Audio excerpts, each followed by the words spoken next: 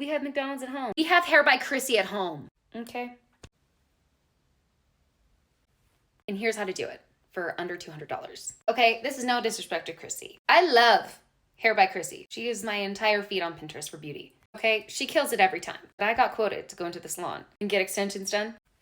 Gagged. I ain't got money for that. Okay, we're doing this in a slightly darker color. I'm doing a whole video on it yet. I don't know if I posted it yet, but it's about how to use AI to find your perfect hair color, but for brown-eyed girlies. I'm so sorry to everybody else. But this is for everybody. As long as you don't have money. Anyways, let's start. First thing you're gonna need, clip-in extensions. And you can do tape instantaneous, but I have an autoimmune disease. My hair falls out. So I want one that I can take out and minimize damage and just put in when I really wanna feel cute, you know what I mean? Just like every time I leave my house. I only leave my house like 4 times a year. Which also explains why I won't go to a salon. But these ones are from Endearing Hair. If you're like a dark brown to like black girly, those shades are pretty easy to match. So just get like the dark brown or the black shades. I'm doing a very specific hair color. And I want an exact match. So this is my base color. It's the shade chocolate brown. And I do love this shade. But if you watch my other video, it just has to be specific. And it is the easiest way to make your extensions blend seamlessly in your hair to dye them the same color. I'm going to be stripping my hair. That's a separate video. What I like about Endearing Hair extensions is that it's the same quality as Luxie, which I almost exclusively wear and have worn for like 10 years. I also love Euronext. Those ones never matte. Those are fantastic. They're from Sally's. Sally's discontinued it. So these are better than both, in my opinion. Nobody's paying me to say that. Like, look how thin this seamless weft is. My hair is literally oiled and prepped to dye. But let me just show you how flat they lay, because that is so important for like a good blend. And it's really hard to find ones that are really good. Like, look. Like, you see how close to the root that is? And like, there's no lift at all. Like, it is actually super seamless. Look, that's one weft that's like the complete wrong shade.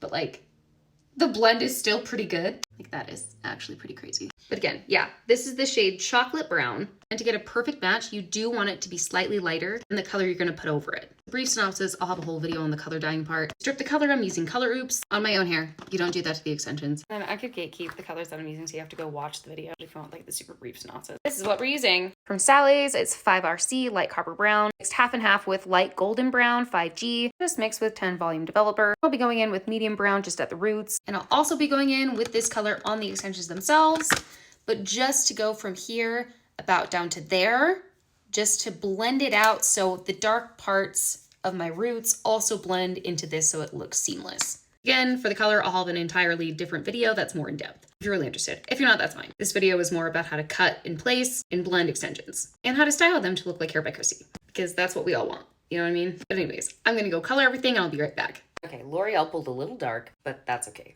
Let's style. What we're gonna do is we're going to section the top third of our hair up into a Farrah Fawcett curler pattern. Which essentially means 5 curlers, one with the bangs going backwards, one kind of in the center of your head going backwards, one in the top kind of this area going backwards, and then after that part's up, one curler with a section going this way going down, and one right here going down. Let me show you what that looks like. Okay, so that's what that looks like.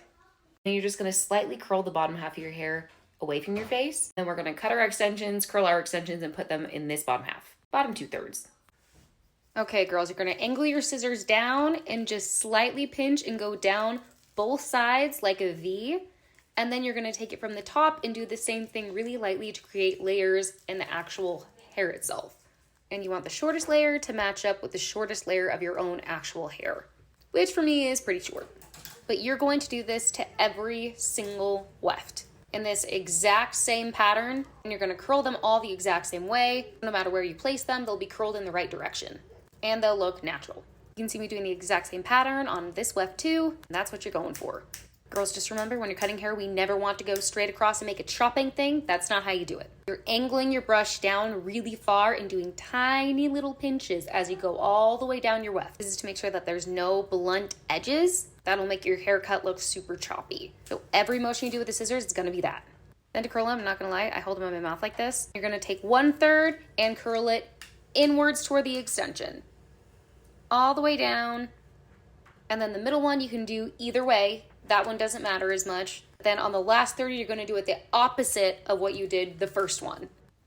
And you're gonna do this for every single weft. So you want one to go in, one to go either one, and then one to go in again. So then when you brush it out, this is what it's gonna look like. You can do it with a curler or a straightener. Really, any curling method that you want, just do that pattern on every single weft. You can screen record this and slow it down exactly how I place these in the back, as well as the sides and the top. Really, it's just 2 wefts above your ears, and then layer the rest on top of each other, about 1.5 inches or 2 inches above each other. I'd say the one that you place at the very nape of your neck is the most important to make it look blended. Really, the rest is kind of all right to be messy with it. And then just make sure that there's coverage all the way up to where your curlers end. Okay, so here it is. Now I'm gonna take out my curlers.